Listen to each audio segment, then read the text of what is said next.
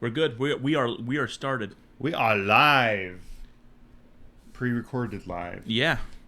So, here we are again, back for another exciting episode of the Gnostic Deluge. Yeah, we are so close to being done right now that I feel like I feel sadness. yeah, I feel this remorse like we're going to be done soon. Really? No, I don't. Actually, there is a lot of cool things that I've been finding in the Kybalion. I didn't realize it was as deep as it was, Same I'm like, here. whoa, because usually you read it and read things and you kind of just skim over them and try to figure out what they're saying. But if you take it, so anyway, we're doing the Kybalion by the three initiates. If you take it and really look into it and see what they're saying, you're like, whoa, this is pretty deep. Yeah. I mean, and that such subjects that can go so deep, and it's only 100 pages long, the whole book, and that's like big print and everything. It's pretty cool. So, three initiates, you did a good job. Good job, three initiates. Hopefully you got into it. Hopefully you're adepts. So, today we're going to do causation, but let's first off get into Brandon said he was thirsty, so Yeah. We were doing some preparations for this episode and we just said screw it. We jumped right into it. we worked up a sweat. As you can see, if you're watching the video, there's a shoestring tied Brandon's microphone to his microphone stand. Yeah, this is a do-it-yourself. Oh wait, This you is had it in the perfect angle. This is a do-it-yourself episode here. DIY. If you ever forget to bring your microphone holder, A shoestring will do. a shoestring. And if you haven't got a shoestring, then God bless you. I don't know what that means. I mean, no, that song "Christmas is Coming," the goose is getting fat. You know what I'm talking about? It's a Christmas song, but I Yeah. don't know if I recognize it. But then it goes, if you haven't got a halfpenny, or if you haven't got a penny, a halfpenny will do. If you haven't got a halfpenny, then God bless you. I missed that one. It's the Muppets do the best version of it. Oh, I love the Muppets. It was on the Muppets Christmas album. Okay, I know. I'm a big fan of the Muppets, Remember but I their haven't 12 seen. Days of Christmas, No. where Piggy's like, "Ba-dum, bum, bum." She keeps on doing that. It's so funny. You keep Oh, waiting for it, man. especially as a kid. Like, My is he gonna do level, it? my level of unculturedness is becoming real to me right now. Your Muppet knowledge is so small. Okay, so what do you want, Brandon? Let's go for. You pick. I'm going for the Virgil Zero Sugar Orange. This is an orange cream, right? Or is this just an orange soda? I think it's just orange. Oh, dang. I know the vanilla is cream. Well, I'm just going for the orange soda. Try it out. So, Honestly, Virgil's- when I bought them, I did think it was orange cream because I'm not as big of a fan of orange soda as I am for orange cream soda. you know, here we're gonna get Virgil's as a sponsor. I'm gonna write the theme song.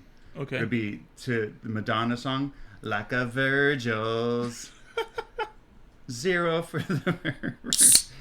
Anyway, so Alright. okay, I had their black cherry one. So I'm doing the Virgil Zero Sugar Orange. He's doing the. The Virgil's Zero Sugar Vanilla Cream. And I think I've had that, and that is good. Okay. I think we had it a while ago. We might have. I know you picked some up one time. I know one of them was black cherry. Okay, reminds me of like a Sunkissed. Yeah. Remember? Yeah, those were popular. Yeah. Talking about good vibrations. Oh yeah, and then Tanya brought. Thanks, Tanya. Thank you, Tanya, who's almost caught up on our episodes. She was like, she thought I was seriously like getting upset at her. So we have for being behind on episodes. Oh, I'm yeah, I didn't yeah. expect you to watch it. We got the Tootsie Roll Fruit Chews mini bites, and These are really good. okay, so they have I never have the seen hard these. candy shell. So it's basically, if you can imagine like a fruit Tootsie Roll, the soft, but then it's got a hard candy shell on the outside of it. Like a Skittles almost. Yeah, These are good. yeah, they're How way have I- better than How have I never seen these before? I don't know, but you can get them at. Where did she say? I forgot. Safeway and Albertsons. If you're in places that have Safeway or Albertsons. Okay, this is going to be really annoying for people. Yeah. But some things just have to happen. Yeah. So today we're going to talk about causation. Now you might be wondering, or you might at the start be like, wait, this sounds like rhythm. Yeah. Or even like correspondence. Polarity. Yeah. You know? Exactly. And it does, but it's got a tweak. And that's one of the cool things about it, because sometimes, you know, if you just skim over listening to it, you're like, well, they're just repeating the same thing over and over, but they're not. They're taking it similar concepts or things that seem the same, but they're just a little different. So it'll make you look at things in a different light, like in a different way. Mm-hmm. But that's the first thing I thought with this chapter was, hey, we've already discussed this like 5 or 6 times now in a certain way. And what's interesting is in previous episodes, we've even used examples that would be better for this episode. Yeah. So, I thought of a lot of examples, particularly that you use in the past, and I was like, that was preparing us for causation. Brandon's been preparing you the whole time for this very chapter. He knew it was coming. Mm-hmm. But he knew that he had to. Wait, I'm trying. You knew what I was. You knew what I was when you picked me up, like that snake. It's an old story about this guy that carries a snake, or he's walking up a hill. Okay, it's an Indian who's on a vision quest, and that's right. He's walking up a hill. At least this is the way we've heard the story. And, you know, because going to a mountain, a vision quest, you know. Yeah. So he's going up it, and he gets to this point where it's starting to kind of get cold, and he sees this snake. And the snake's like, hey. And he's like, huh? And, anyway, so hey, down here. And he's like, whoa, a snake. But the snake couldn't move because it was so cold. And the snake's like, hey, pick me up. Put me in your pocket, and then, you know, because it's too cold, I'm gonna die up here. And then whenever you get down, let me go. And the kid does it, and snake bites him. Yeah. Well, no, but after a while, you know, he goes up, does whatever he was gonna do, and then he starts coming down, and as it starts warming up, all of a sudden the snake. You know, starts being able to move. You can kind of feel him kind of, you know, wiggling around and stuff. And then next thing you know is all of a sudden he's bit. So and he's like, ah! And he throws the snake out. He's like, what the heck? And then what does the snake say? He's like, you knew what I was when you picked me up. So stupid. I think your story that you received was deeper than the one I did. I never had all the, like, that was too cold, or mine was just like, hey, a snake, a boy. Why would you just pick up a snake? To help it. Yeah. Out of the tender mercies, tender love of your heart. Well, that's what I'm saying. If it's cold, then you're going to be a little more moved to be like, oh, okay. And he said, hey, you know, pick me up and you can set me out, and then I'll be able to live. You'll be able to live, you know. But him being a snake, when he finally got to that point, he couldn't help it. Anyway, I don't know what is it? You knew what I was when you started telling this story. It's like starting to sing the song that never ends, you know? Like, you knew what song this was when you started. Now you can never end it. What's funny is... And it's still going today. Is I was just getting ready to say that I was getting ready to apologize that story had nothing to do with causation. But it does. Right? Cause and effect, man. Yeah, I mean, you reap what you sow. I mean, you picked up a snake, right? Yeah. It wasn't by, like, you know. It was this trickle. Brandon, that's a reach, man. No. It was a trickling of effects that went from one to the other until the final one happened. Well, what would that be more of? Not cause and effect, but what are the different laws?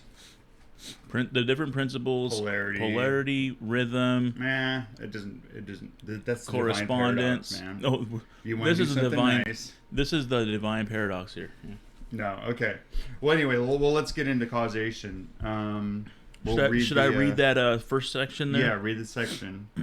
And actually, you can turn it off after this because this sums it all up. Yeah. If you can think deeply enough about it, you could get it all out of this one statement. So here's the too long didn't read. Every cause has its effect. Every effect has its cause. Everything happens according to law. Chance is but a name for a law not recognized. There are many planes of causation, but nothing escapes the law. Okay. Then now I can see why that, because this kid knew that snake was a snake, even though it was a frozen snake.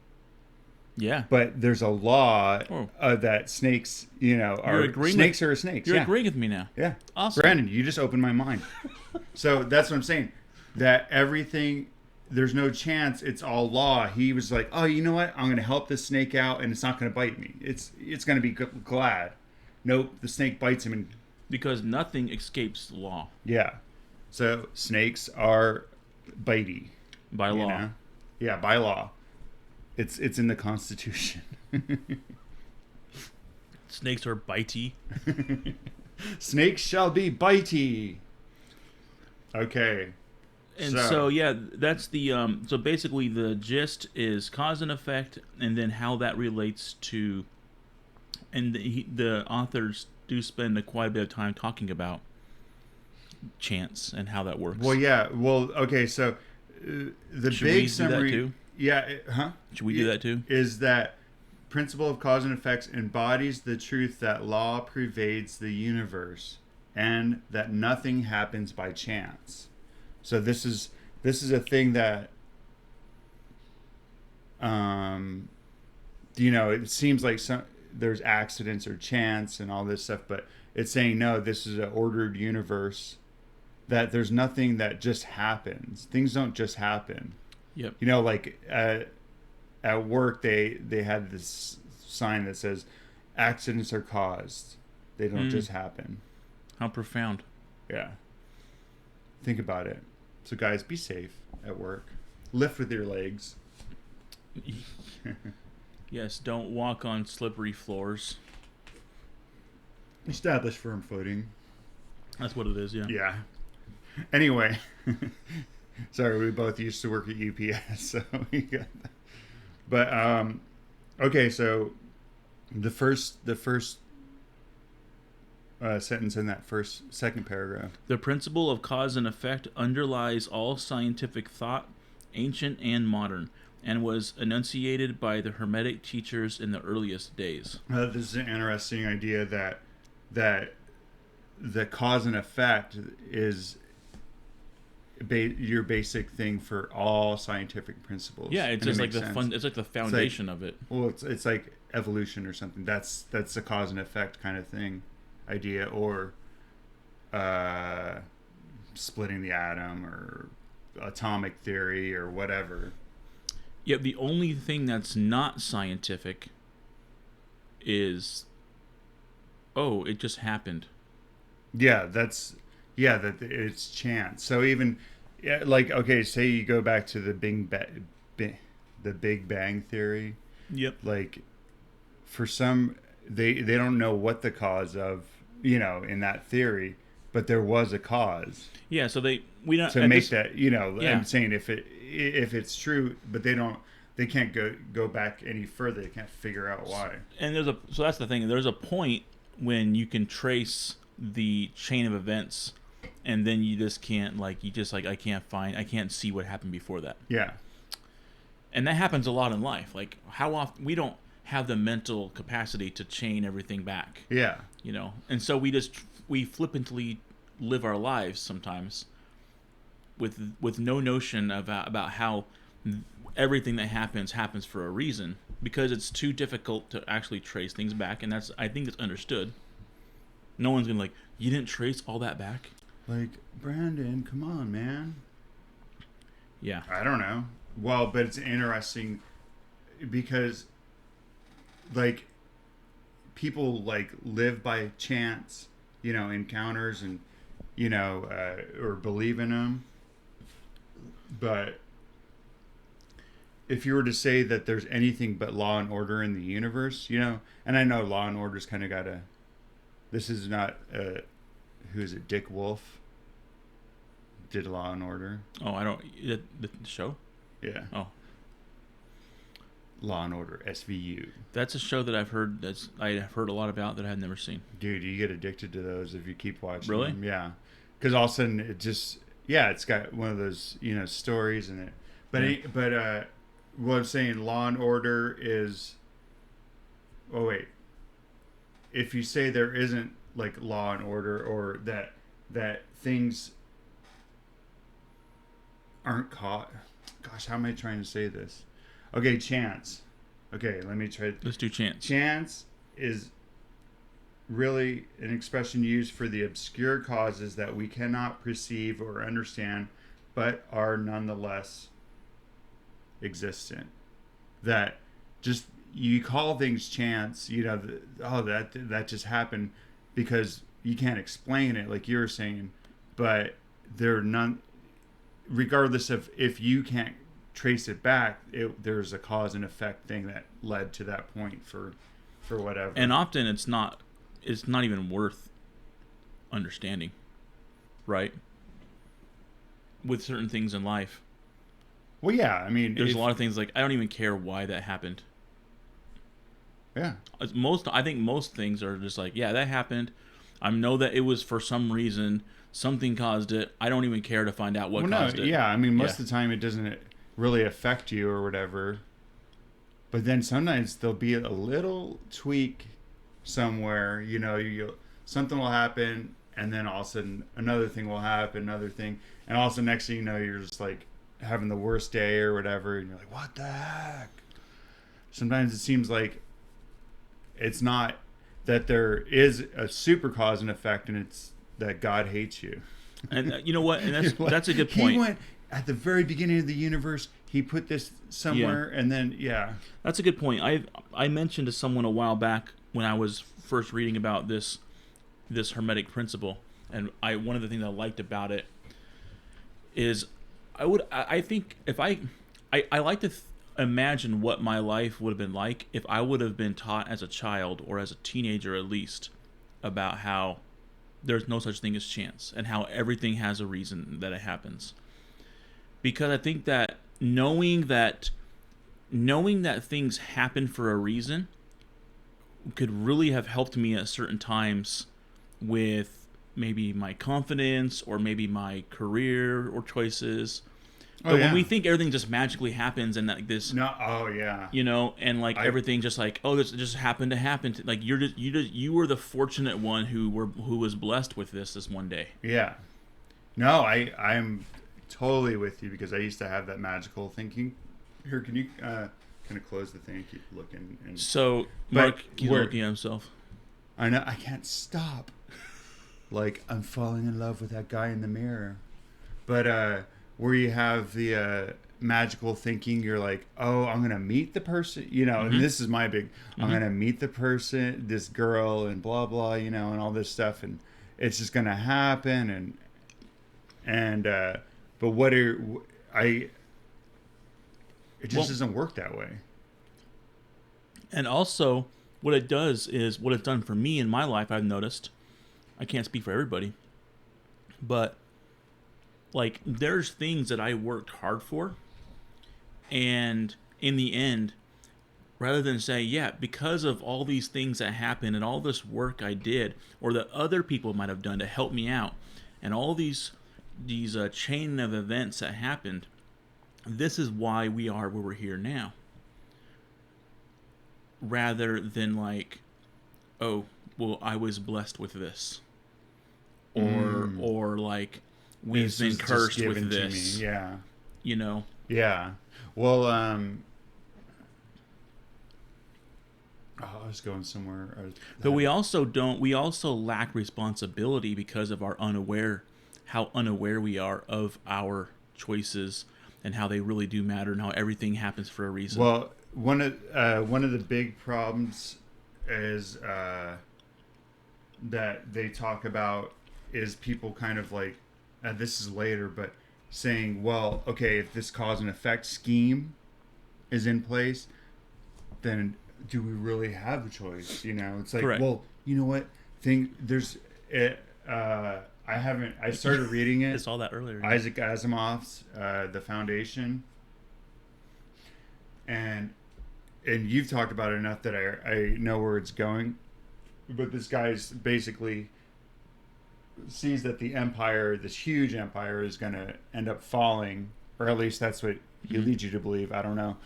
And he starts this thing to be able to reduce the impact, like this foundation, to reduce the impact or the amount of time that they're going to be in like the dark ages. Yeah.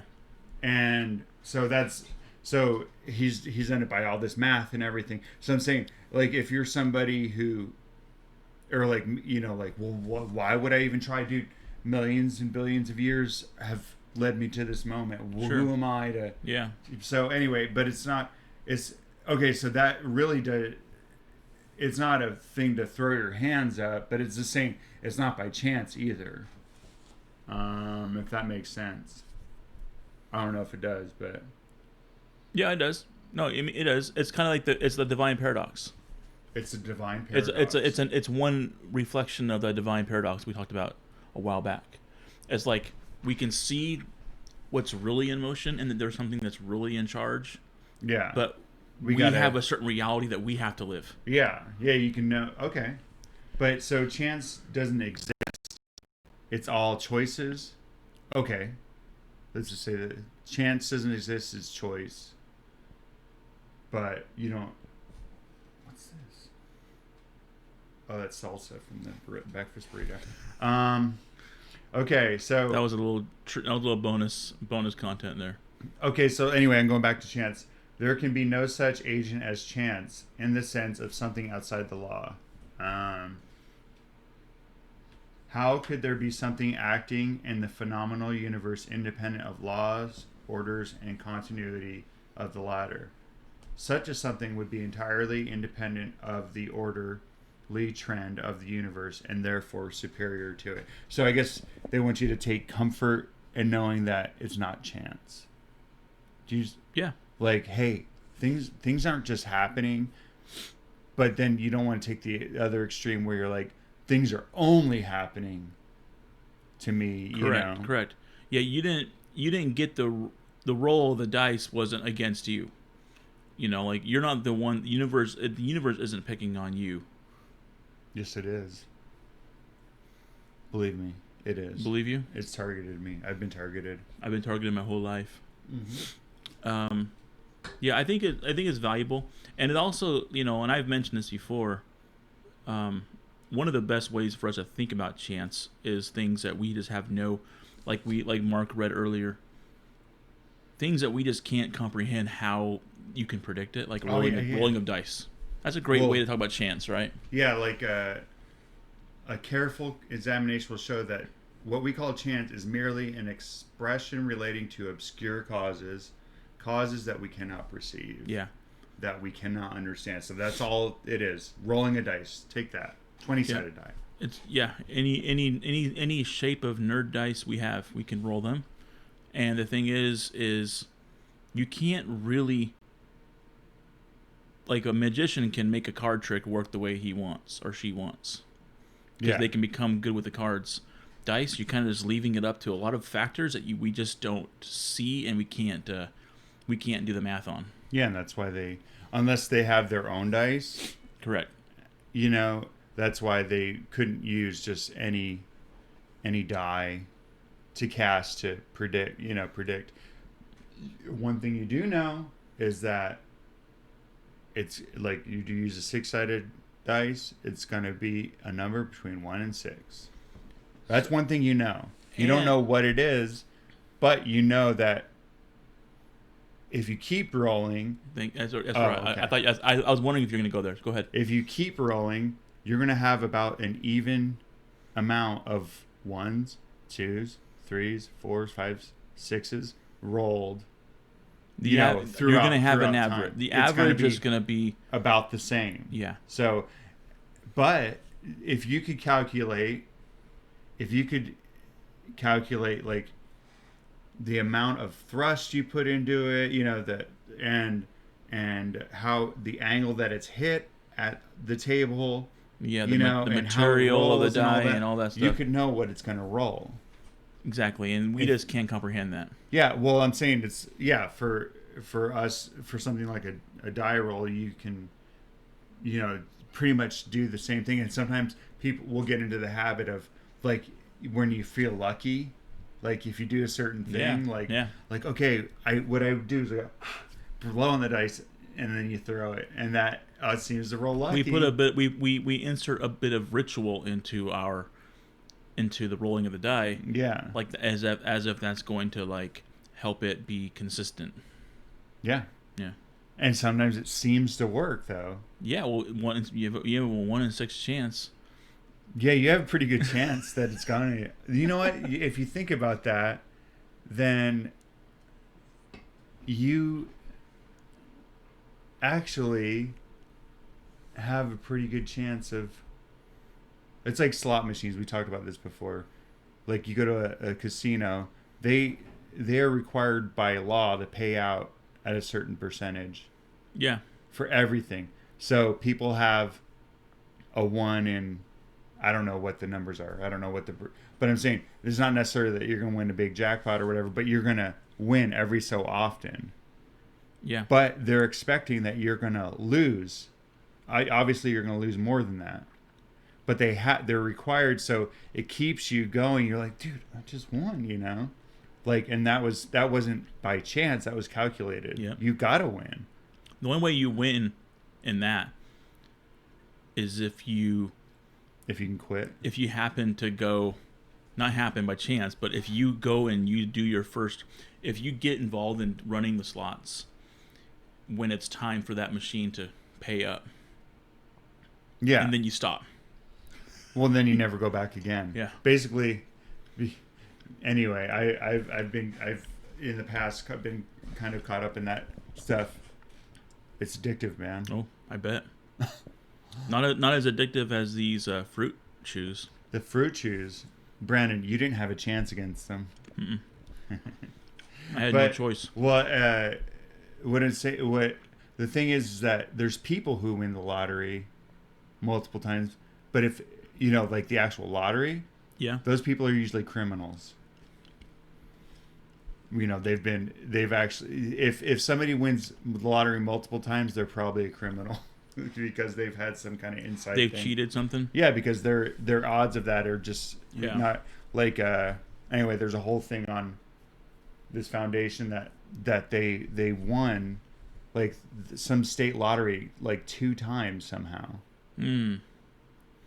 Yeah. Related to a guy that didn't kill himself recently. You know what I'm saying? Interesting. And somehow his foundation Yeah, that totally won the lottery twice, like millions of dollars. That's not criminal. Anyway, but yeah, so I'm saying there's not, but there's, like we're saying, there's not chance. So you'll see that there was causes. Like there's that whole McMillions thing. There's a new documentary on these people that won. The McDonald's monopoly. Mm-hmm. Big scam. By it was mafia and different things. Really? Mm-hmm. Oh, cool. And they take I haven't heard about payouts. that. They get payouts, and yeah. So don't play McDonald's Monopoly. Do not get caught. You will not get Boardwalk and Park Place. That's what people want to get, isn't it? Yeah, that's like the $1 million. I never played it. I just know what it is. Yeah, there's a whole thing on it. Anyway, if you look into that stuff, a lot of it is, and also like the lottery and everything is calculated for most people to lose, too. You're only gonna have one or a few winners. So, anyway, fascinating. So each time the dice falls, it obeys a law as ineffable F, infallible as that which governs the revolution of planets around the sun. I thought that was pretty cool. I was like, whoa, you're like rolling the sun, man. Like, think of, but I mean, that's what I think they're trying to say. Hey, man, take some comfort in the knowledge that it's not, there's this order to it. Rolling a dice is as grand a mechanical thing as the sun revolving around the moon, even in the little things. And this actually, they had a quote, like, even in the smallest things there's law. Yeah. Like the scripture, and they quote it here, where that I saw that. even a sparrow falls, God sees every sparrow's fall. Like, even in the little things, it's all programmed in there. Yeah. Kind of, I mean, I was like, whoa, that's kind of a cool idea. Like, see this dice? Yeah, and the thing is when the initiates, the three initiates, write about not being able to escape the law, which they say a few times in this chapter. It reminds me of, and I think I mentioned it a few podcasts ago. We did a few episodes ago, where we were talking about how the same thing that makes the same invisible factor that decides which the next tarot card being pulled out is the same one that also governs the rotation of the, you know what I'm saying? Everything's governed by the same thing. Yeah. And so when it's not like people, we don't understand, it's hard to understand, but once it clicks, it's like, yeah, the reason why all these things, like, wow, that's an interesting coincidence, is they're not coincidences, is because everything's governed by this invisible entity. Yeah. And it's just a bunch of math, probably. Yeah, it just seems like coincidence, or because we haven't gone far enough back to see what caused it. But it's a surprise to us.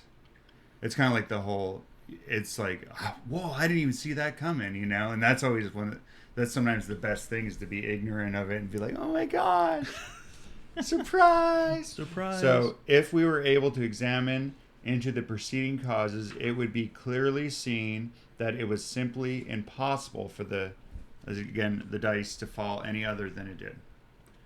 There is always a cause and a because to every event. Nothing ever happens without a cause, or rather, a chain of causes. Where are you at? I'm at the very end. Oh, you're like done already. Oh, like, well, that was that great. got me to the end. Okay, Brandon, we're still talking about dice. Okay, well, let's get into something else. Okay. One of the things that they talk about. Dang it! I wish you had the same. I'm right where you're at. The infallible. Each Yeah. time a die Okay, so falls, the next paragraph. No. the penny toss. No. Brandon. Some confusion. Yeah, that's it. Okay. If you go down, well, it's talking about, a lot of people are confused because they're like, well, if cause and effect is in force, Do we have choice? yeah, they're kind of like, well, then a cause is, or, okay, the way they word it is kind of like, I was trying to figure this one out. Cause and effect deals with events, not with the creation of things. It didn't create the thing. It just updated the variables that might be needed for something else to happen. Yeah, what I wrote is, no event creates another event, but is merely a preceding link in the orderly chain of events.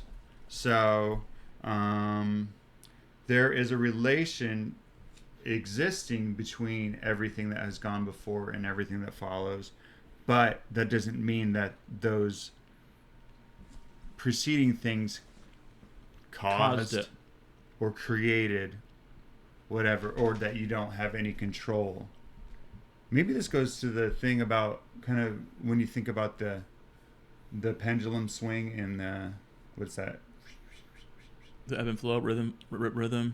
Yeah, like, you kind of, like, if you could see the causes and effects you could make a choice that could counter that. And that's what it was referring to by Hermetic masters will like use the higher law, and they understand all these things we've already been talking about. Yeah. They'll use the higher law to affect the lower law. Yeah, and we'll get into that. But I'm saying, like, so don't kind of throw your hands up again, like, and say, well, these things have already been created. So, you know. So like the way I'm looking at this is earlier this week I went on a hike in the morning, and it was a hot day. Which they've all been hot. This week's been so hot.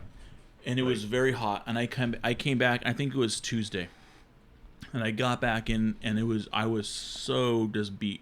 Well, I had to be on call. I had to be on a meeting, a remote meeting in about an hour after I got home, and so I had to quickly shower and get myself ready. But the sun had beat me up so much that I actually chose to sit down and just skip my meeting. You did? I did, because I was just wiped out. And the effect was he's fired now. He no longer has a job. And so I skipped it. I actually was that the effect? No. Oh, good. But the point is me going out hiking in the morning in Arizona when it was 100 and when I got home it was like 106 or something already. Yeah. Me doing that didn't cause me to miss my meeting. What it did is it created, what it did do is that I had the choice to skip my meeting, but I didn't have a choice of what my conditions were after I got home from the hike, because I had made that choice before the hike. Yeah. So the hike, I went on the hike, it was fun, had a great, came home exhausted. It changed these conditions. And then I had to make another decision. Yeah. And because of the conditions that I had already placed before me, and because of any kind of agency that I did have remaining, I decided to miss that meeting. And then Brandon looked out the window up at the sun, and the sun looked down and said, "You knew what I was before you went on that hike. You knew what I was." That freaking sun. No. You knew. And we don't look at it that way, but we usually the sun beating down on me and going on that hike, it caused me to miss the meeting. When really it was just an effect. It's one event after another. Yeah. And they all are isolated, but they do change the environment. And so, I mean, but you could have gone to the meeting or not, Yeah, I could have. It was just like, well, you know what? I've made a choice. Hopefully you didn't want the last one. I just what? No, I got my own box over here. I just don't want to be like chewing into it. Boom, boom, I burp boom. enough and everything into the. But I just opened up a Virgil's vanilla cream. These ones are better. I'm going to let you know, orange. Not a big fan, but I've never been a big orange soda fan. Same. And like I said, I think I believe, because they were right next to these ones, I thought they were orange cream. Yeah, if they put cream, if it was orange cream, I think that would have been a winner. Virgil's. We really want you for a sponsor, but yeah, who drinks orange? But put cream in there, man. Cream. That grape cream soda, I can't wait for that to come out. Is you just making that up right now? We talked about it last time. I was like, you know what sounds perfect? Okay, a grape cream and that would be soda. good. That sounds so good. Maybe. But anyway, so. Here's the thing, Mark. I mentioned it earlier. The thing is it does seem like. Let me say this. I think I might. I'm sorry if I told you the story one time. Several weeks ago, about a month ago, I saw a snake on the trail. Okay, big old diamondback. Was he called? Wait, Brandon, we already told this story. We've already told this story. Like the parable of Brandon and the snake. So I saw a snake on the trail, and I had to stop because it was crossing the trail and it was going slow. And then which is interesting, and I actually have a video on YouTube that shows this. But actually, it turned around. Go to Brandon's YouTube. Go to my channel and look at it. To this. Serious. And it actually turned around, and you can see it turn around and look at me through the bush. He's all. Anyways, you knew what I was when I was. After that happened, you did know what it was. I knew it was. He knew that. He's like, wise. You know what I? Wise as serpents. You didn't pick me up. Good job. He's like, be as wise as serpents, but as harmless as doves. So what happened was, I recall when that happened because I was thinking of some He things looked earlier. at you. Yeah, yeah. It looked at me. I mean, it pointed its direction. So It's pointed my direction and was looking at me through the bush. you kind of shake his head. Which was interesting right there. What was interesting about that is I was just getting ready to. I thought it had went into under the bush and it had kept on going. Yeah. And I was just getting ready to head off again, and then barely saw it peek through and come my way again. I'm like, oh crap! So I turned my phone off and started walking the other direction because it was coming towards me. He's like, you know what I was when I crossed. I was coming out to get you. I felt like that was meant to happen. Okay, it's a feeling that I had. I went home and I told my wife, I'm like, this was meant to happen today. And because of other things that had happened and other things that were happening, that it made more sense, right? But I was like, this was meant to happen today. And I called it the sign of the snake. Okay. And I actually have a poem that I'm writing about it right now. Anyways, that will be revealed at a future time. But anyways, the whole point is that event really changed me in certain ways. And that will be explained in some in the future. But wait, it did change you? Yeah, or it's going to. It did. It changed the way I thought. Okay. So, anyways. Whoa, man. Yeah, it's actually an awesome event that happened, and I call it the sign of the snake. But the whole point for this discussion, though, life changing. Yeah, the whole point for this discussion is I actually remember thinking to myself, this was meant to happen today. This was meant to happen. Huh. But then I started thinking about it, and I'm like, so that snake crossed the trail in about 30 to 45 seconds, right? I happened to be there by the trail. But when I was pulling into the Usury Park entrance, I remember there was a car in front of me that was chit-chatting with the guard, and it took me a few minutes to get into that day. I also remember that at QT, I was waiting in line behind 3 or 4 people that were also taking a time. And I also remember that getting on the freeway, that there was an old lady in front of me in the freeway, and I remember going, come on, get going, you know? Hey, were you honking at the snake when he was sitting there in the trail? So think about more patience you have with the snake. No, that's than you do with a human. That's a huge story right there. A huge insight. Hey, why don't you add that to your poem, Brandon? Okay, I will. My point is I was so sure that was meant to happen. But if that was meant to happen, then that old lady was meant to be in front of me at the red light. Yeah. The people at QT that their debit card wasn't working in front of me at QT in the morning, that was meant to happen. And the guard was meant to be chit-chatting with the person in front of me at the guard gate. It means that all that was also meant to happen too, right? Mm-hmm. If you believe that if you believe meant to happen, if you believe that it, and then nothing's by chance, because then you have to say, in order for that sign of the snake to happen, without all those things other things happening, then the snake would have to happen to be sitting there waiting in the bushes, and then for like God or something to go, okay, go, he's here. Well, that's why he was looking back whenever he got through. He's like, okay. Wait, this is the guy, right? This is him. God, this is the guy I was supposed to. Man, he must have had a busy morning because I was out here for like 10 minutes waiting. You think you were impatient? The snake was like, come on, dude, it's hot out here. I need to get into the bushes. And all of a sudden, God's like, go. You know. Fine, it's your turn. It's your turn, go. That'd be so funny. But sometimes, though, I don't necessarily... Okay, I understand what you're saying, but sometimes we can see signs and stuff that you know. Exactly, I agree. And I'm not saying, you know, I'm just saying. But if it wasn't a snake, it would have been like a jackrabbit. Yeah, the sign of the jackrabbit. Maybe you would have found a rock that, you know. Yeah, you're right. That's a good point too. Well, I'm just saying that sometimes things will just strike us in a way, and I don't know if. Well, that's like seeing the universe in an ashtray. I've seen one, man. It's a dirty universe. Some ashtrays that you can see the universe in. So I think my whole point is that in itself is, like I mentioned earlier, kind of a divine paradox. Yeah. It's like, hey, this might have been like a chain reaction that led all the way to here, but I can't necessarily live my life thinking that way to a point. I have to, whatever it is, I have to be real as I'm living too. Well, yeah, that's the thing is that you're like, well, look, I mean, you could be like,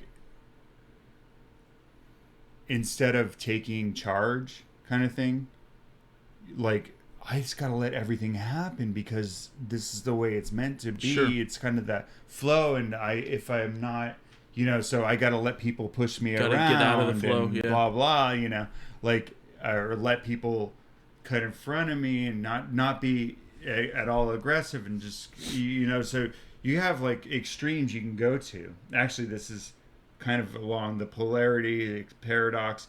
You got extremes where you can take total control and try to be in control of everything, or just let things control you. And this is where most people are in the world, is that even though we think we're in control, we're being controlled by causes and effects. Yeah, we're just being blown around like, what's the chaff? Sands in the hourglass. Yeah. So are the days of our lives.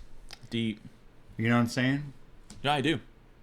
Although sands of the hourglass don't get blown, but no, they don't. They fall. We were giving one after the other. We were providing two different imageries there, but yeah. Dust in the wind. I think I was thinking of, wasn't it chaff? The chaff and the wheat. Yeah. So. Yeah, you beat down the wheat, and then the chaff just blows away because the wheat's heavier. I think that's the way it works. Yeah. Not a farmer. Nope. Am I wearing overalls? Here we go. I recently listened to that episode. We keep saying Am I wearing a painter's smock? Yeah. So, I wanted to do one that was kind of cool, because there's this link of events that brings us up to a certain point. One of the things they use is this. If a certain man had not met a certain maid, like the I saw that one. Your grandparents' one. Way back in the dim period of the Stone Age, you who are now reading these lines would not be here now. I mean, even more recently, if a certain man had not met a certain maid, mm-hmm. Like my dad and my mom, yeah, and fallen deeply in love, and then the stork brought the kid and put me under a bush. If that had never happened, then I wouldn't exist. But you got to go back even further, and they go actually right before. Okay, I did this whole math thing this morning. This is one of the things I was doing. But just as a man has 2 parents, 4 grandparents, and 8 great-grandparents, and 16 great-great-grandparents, and then they go, okay, say for 40 generations are calculated, the number of ancestors runs into the many millions. I was like, their math is actually wrong. Is it? Okay. Because I was far like, more than a million? I was like, whoa, yeah. Because, okay, you go to 18 if you have great times 18 grandparent, that person that's you have 1,048,576 18 great grandparent 18th or great grandparents to the 18th power. I don't know if that's, you know what I'm saying? Yeah, it makes sense. Yeah, times 8 or great times 18 grandparents, if that makes sense. It does. Okay, and so I was like, okay, so that's actually 20 generations. And if each person was 30 years, I put kind of a high age, because I was like, okay, let's say that each of those people were 30. That's only 600 years ago that there was 1,488,576 people that came to make Brandon. Yeah, they were busy. I mean, think about that number. And then I was like, okay, how many people? How far back would it take to reach 1 billion people that were needed to bring you up to this point? It's only probably just a couple more. Yeah, 28 great.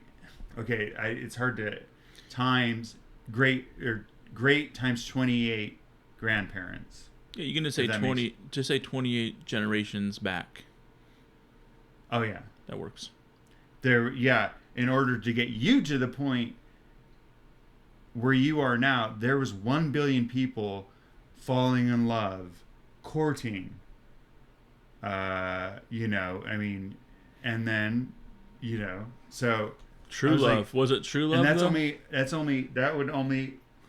Yes, falling in true deep love, getting married, and then living as a married couple. Yep, and being very happy together for the rest of their life. Yeah, living happily ever after. So, and then that would only be 900 years ago. Yeah, makes sense. And I put 1,000 just to round. You rounded it up.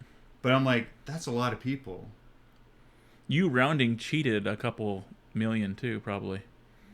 No, because that was just the years. You could have 30 years. I was like, back. Okay. No. 20. That's 28 generations, like you said. So anyway, that was an interesting thing. I was like, whoa, how many people? Like, if you go back, look at the cause and effect. Like, how many people have affected where you even are now? Yeah. And you look at it, you're like, this is some kind of crazy miracle. Yeah, I know that when you... And then we're not, like, totally deformed and everything. I know that when you do, like, a family history chart, you can only fit, like, a few generations on one paper. And then after that, like, there's just no chance. Yeah, by the time you're the fourth generation back, your fourth great-grandparents, there's 64 just men and women falling in love, courting each other. You know, but I'm saying having there's a happy life together. Yeah, living happily ever after. I mean, I'm saying 64 there, and then it jumps one further back. That jumps up to 128. Imagine that family tree. You know what's funny is I have... but people talk about like how some family trees actually don't branch out. Yeah. Because of incest. Yeah. But it's like, okay, they got to branch out sometime. So I have I remember I have like my 18th, I think it was my 18th or my 21st great-grandfather, which would make sense because... Yeah. So my 18th or my 21st great-grandfather is like some famous person in Scotland. And I remember when I found that out many years ago, I was like, hey, my great-grandfather... What was his last name? The Bruce? Yeah. And so... Lenny the Bruce. Yeah. Good old the Bruce. And I remember like bragging a little bit, like, oh yeah, my 18th great-grandfather is Robert de Bruce. But now when you think about it, it's like... Dude, everybody's... Yeah, well, and it's like, he's just one of my, like, hundreds or... Yeah, you're not as related to him as you think. Yeah. Like, yeah, you're way closer to...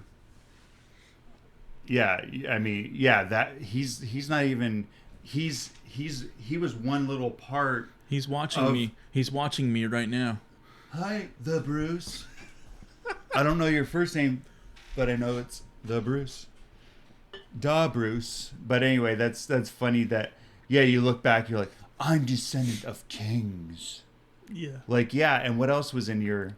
I mean, you had way more paupers than you had princes. Way more peasants. Yeah. You know? So, I mean, if you think about that... But it's interesting to think how much DNA is, like, merged into you, you know? And that... But the law is so good...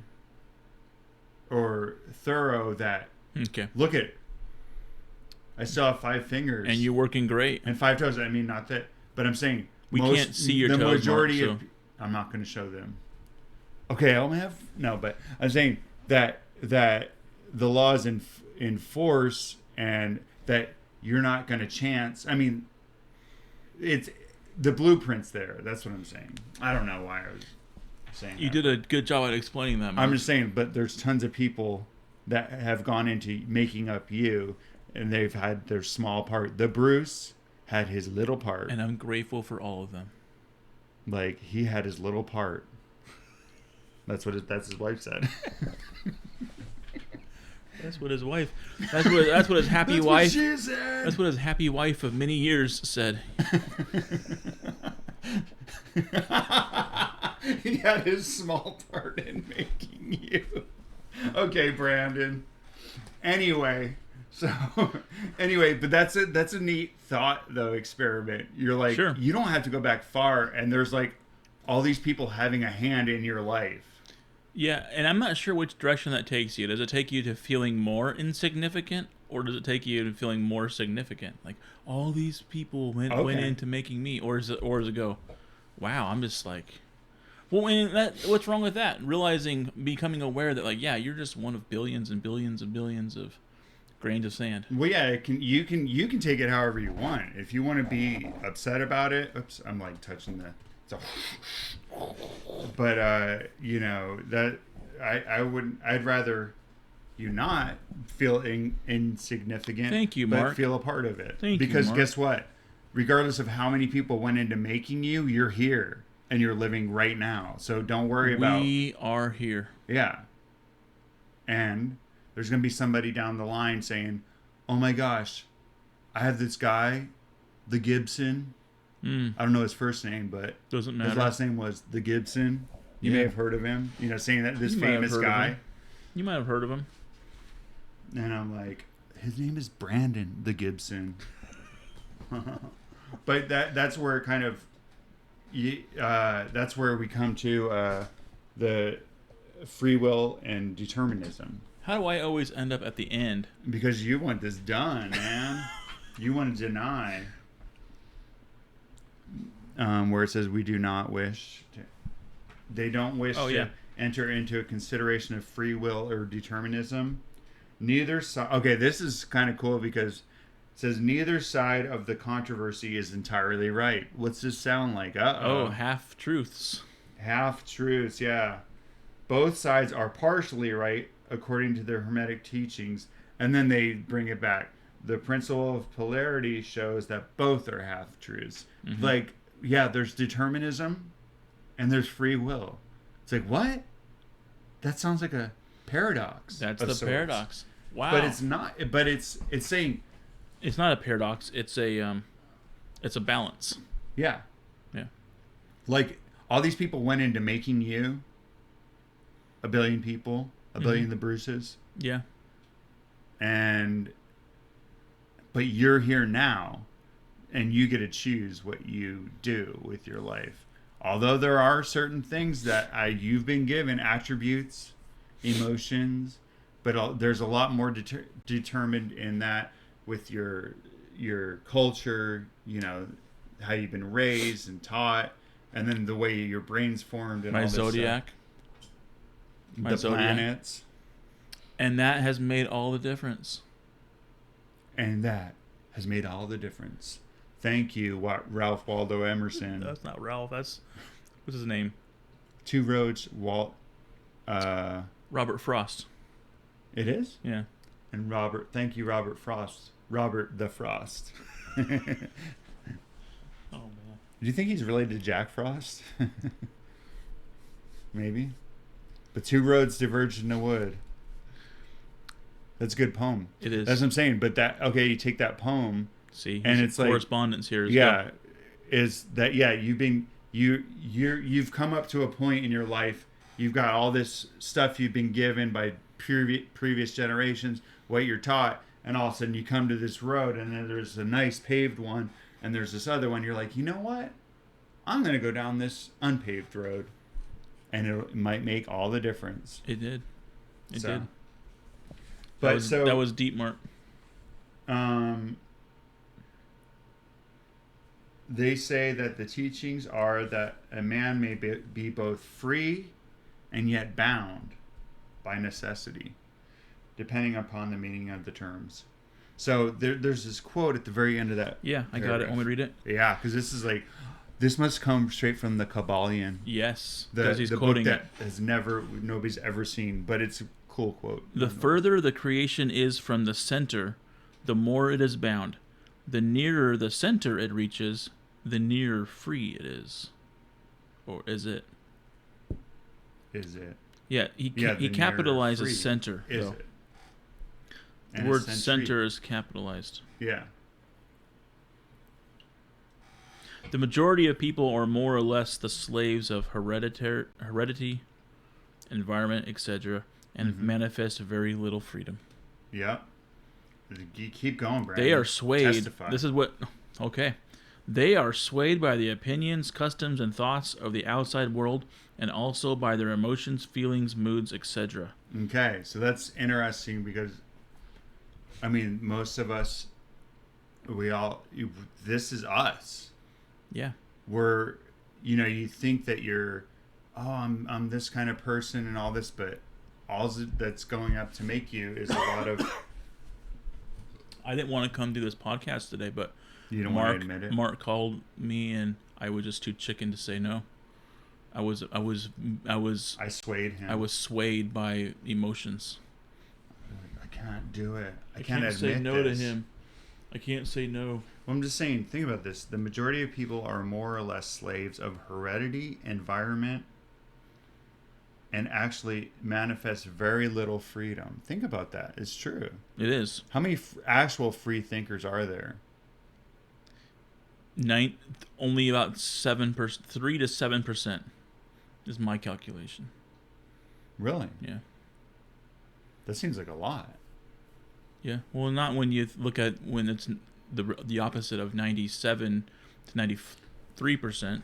Well, think about so they're more than saying 9 that, out of 10, and then to kind of make it a further point, or their point is they are swayed by the opinions, customs, and thoughts of the outside world, and also so they got that working on them, plus also their own emotions, feelings, and moods.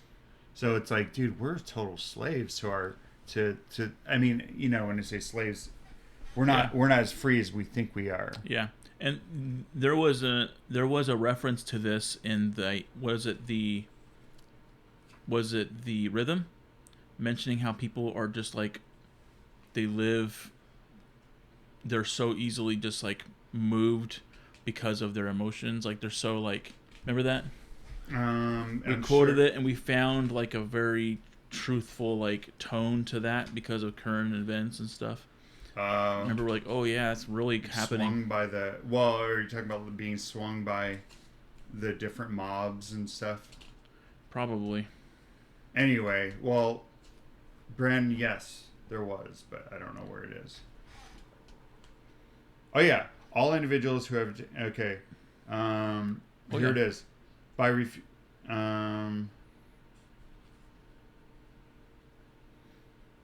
yeah, here it is. Stop and consider a moment. You will realize how much these swings of rhythm have affected your life. Oh wait, go ahead. You found it. Yeah. It says the master, however, carries this to a much higher degree of proficiency, and by the use of his will, he attains a degree of poise and mental firmness, almost impossible of belief on the part of those who allow themselves to be swung backward and forward by the mental pendulum of moods and feelings. Yeah, everybody else is like, what? Yeah. So, I mean, most of us are carried by. Anyway. Just to add to that, it does say the importance of this will be appreciated by any thinking person who realizes that what creatures of moods, feelings, and emotion the majority of people are. Yes. And how little mastery of themselves they manifest. Yep. Okay. So, it seems like, wait, isn't this the same thing? Wow. No, but it's all, they're taken at a different angle. That's why I keep on thinking. That's why I keep on and find myself on the last page. Like I think we're done. Like, dude, we've already talked about this. Like we're at the very. Well, no, but it's at a different. It takes it in a different angle. Anyway, so okay, and there's a list of questions that I wrote down that are in here. Oh my gosh, it's gonna talk more about it too later. Yeah. Well, we don't have to go with that. Yeah, but it re-emphasizes. But okay, here's a statement that somebody might say and that they put in here. I am free to act and do as I please. I do just what I want to do. That's typical. Hey, that's a strong-willed person. No, but dude. I do what I want. I'm a free person. Yeah. And then they ask, that's a statement, a general statement that I think most people would agree with. Yeah. And then it says, it kind of goes into what makes them want to do one thing over the other. It says, I just do what I want. I do just what I want to do. But the question is, what cause or what makes them want to do one thing over the other? Want. What gives them that want? What makes them pleased to do this and not that?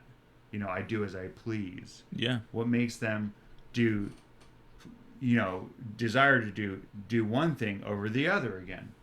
And then, is there no because to their pleasing and wanting? See? So you go back and think about the statement, I am free to act and do as I please. I do just what I want to do. And then you look at it with those questions, you're like, wait, but how did you get to the point where you decided that what's giving you that like resolve, or what's made you think that that's who you're gonna? Is it possibly some things that we were talking about? Opinions, customs, thoughts from the outside worlds, or emotions, feelings, and moods of yourself? Is that what's causing it? So how free are you? It's just one of those thought experiments, and I thought that was a pretty cool little thing they did there. Now, the way the master... Oh, did you want to... No, go for it. The way the master... Because you saw the other side of that to go on, right? Oh, okay, yeah.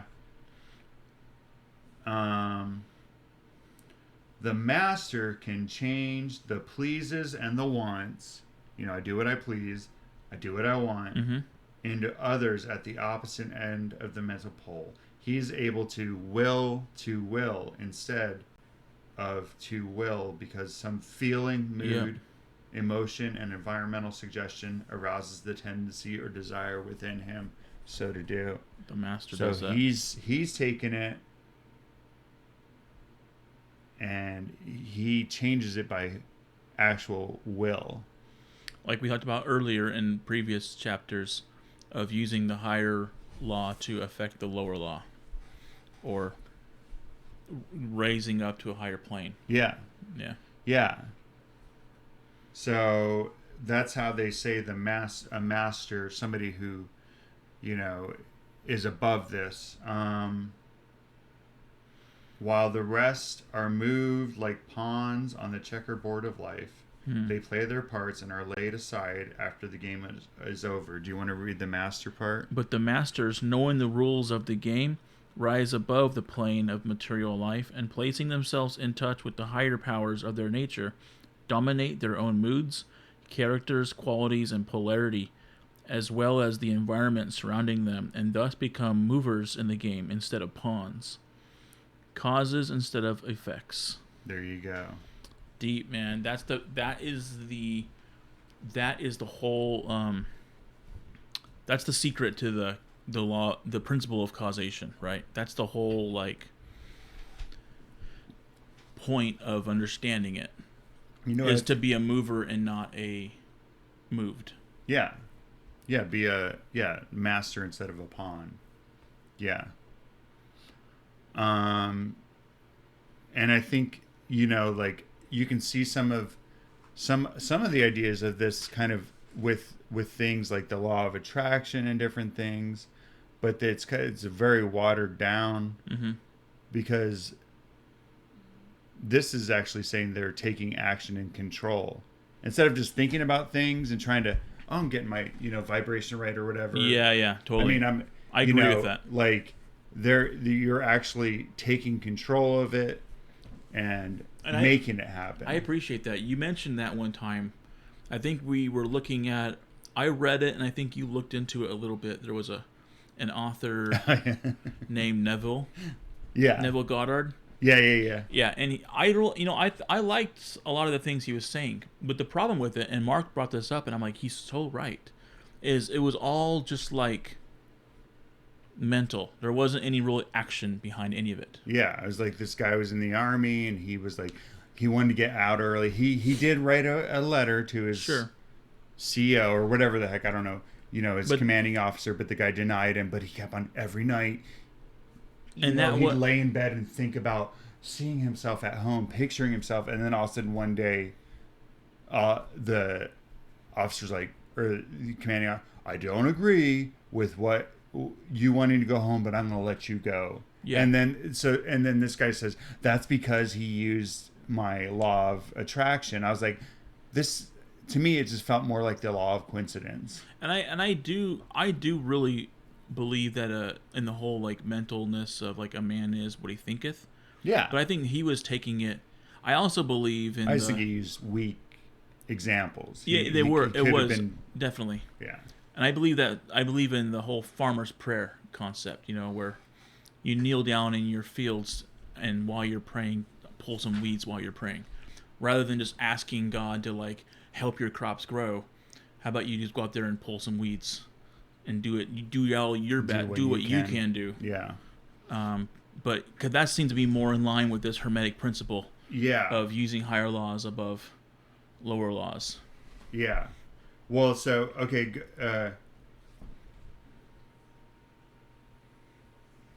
Thus, and so using the higher, they thus form a conscious part of the law instead of being mere blind instruments. So you're becoming a part of the law and a conscious part of the law. You're like, wait, I can have an effect here. Yeah. I can actually become that. I'm causing this to happen. It'll have this. So while they serve on the higher planes, they rule on the material plane. And that's the idea, and that's why you brought up the Foundation by Isaac Asimov. That's what Harry Seldon does, right? I don't know yet. Oh, well, that's what I don't know yet, Brandon. Spoiler, sorry. Anyway, that's the idea, is to change the future or to change what else happens because you realize that you can change it. Yeah, I'm just to the part where, because was Harry Seldon the main guy in it, or is he in the beginning? The guy in the wheelchair. The psycho historian. Okay, because now all of a sudden, where I'm at, I'm like 100 pages in or whatever. All of a sudden, it's like something changed, but they knew that it was going to change. Yeah. And it's like, Anyway, it's an interesting book. But one of the things that, gosh dang it. I wanted to. You want to read that last? One thing we skipped that I thought was important. It was along the lines of kind of all the generations a certain made. Mm-hmm. It says, okay, so you gotta if you look at that, like way back, somebody, there's millions of people having an effect on who you are today. Yeah. But each person is important. The very act of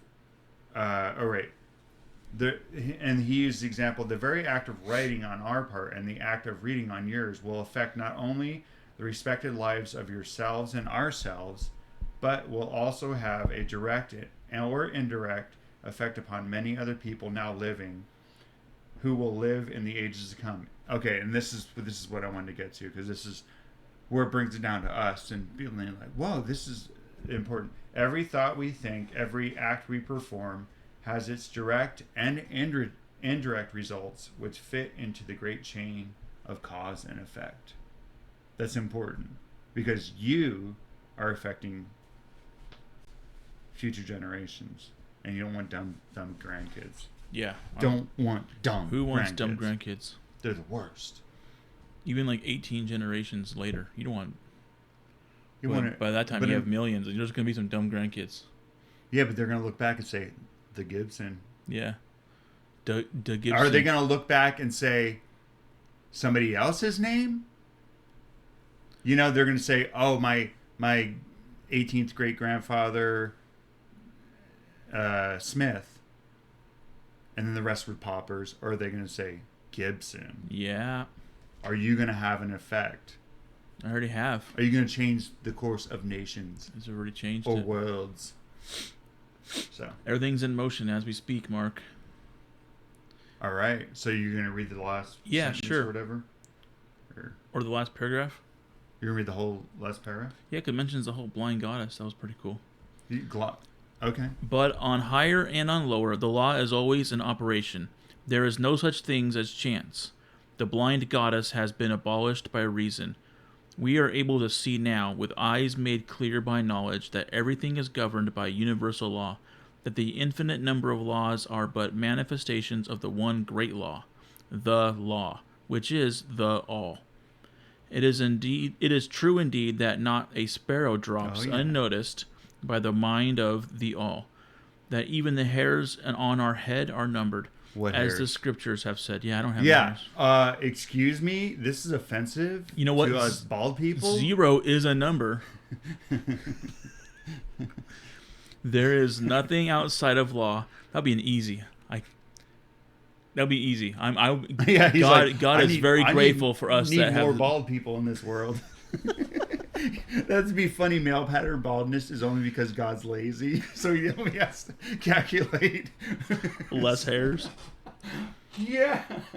There is That's nothing funny. outside of law, nothing that happens contrary to it, and yet do not make the mistake of supposing that man is but a blind automation. For far from that. Automaton. Oh, thank you. A blind automaton. What is that? Probably the same word as automation in a different way. Like a robot kind of Yeah. thing. The Hermetic teachings are that man may use law to overcome laws, and that the higher will always prevail against the lower, until at last he has reached the stage in which he seeks refuge in the law itself, and laughs I like it. the phenomenal laws to scorn. Are you able to grasp the inner meaning of this? Can you Question even mark. grasp it, man? Yes, he's taunting. The three like, initiates are taunting us. You know what? I just laid it out so clearly. Can you even grasp it? Can you even grasp the inner meaning of this? Yeah. So that's an interesting, like the whole thing about, because remember there's that thing where it's talking about the outer edge, that you're less, Yeah. and the more you come closer into to the center. Yeah. the more freedom you have, and they wrap it up at the end. Can you even grasp that? Do you even get what I'm saying? He's like, are you even able to grasp that? Go ahead, try. Sorry, three initiates. Mark is mocking you right now. No, I'm laughing like they were. You're laughing with them, huh? Yeah, I'm laughing at the phenomenal laws to scorn. Ha! You're laughing with them. That's great. I laugh with them. All three of them. Yeah, all three of them. Are these the three initiates? Anyway, I don't mean to, but it is funny how they. Yeah, it was. It was kind of like a little taunt at the Yeah, end. it is like a little taunt. That's because they're laughing to scorn. They're like, I mean, there it is. We laid it out. Now, start having an effect, or start doing causes, Or just be a sheep.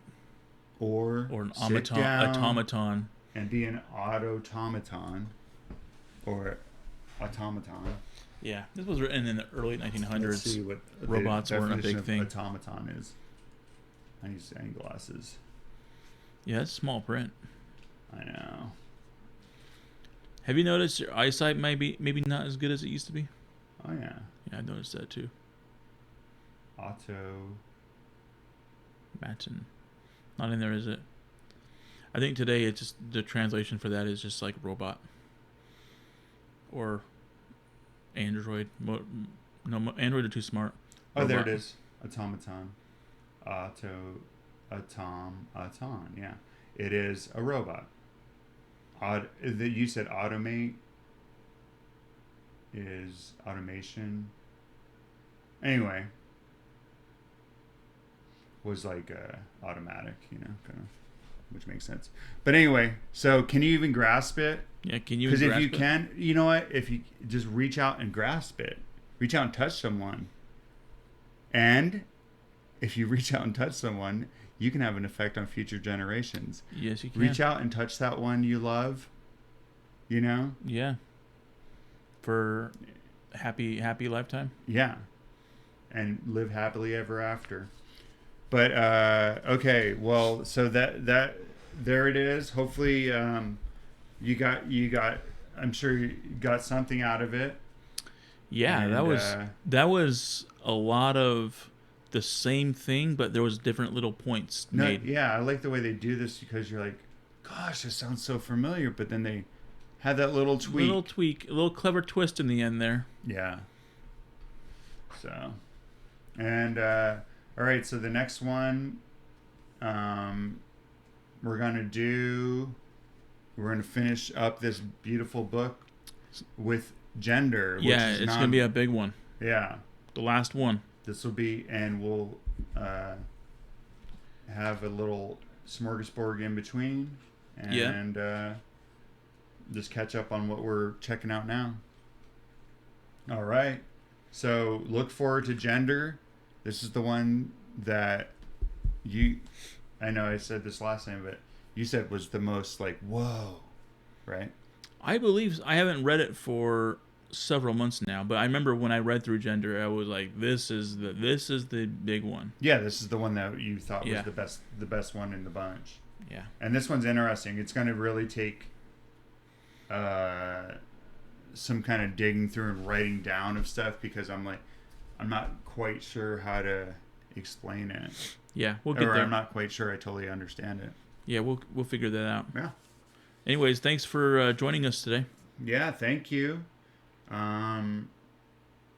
Now go and have yourself a good day. Yes. And we'll talk to you soon. Yeah. Thanks. All right. Bye.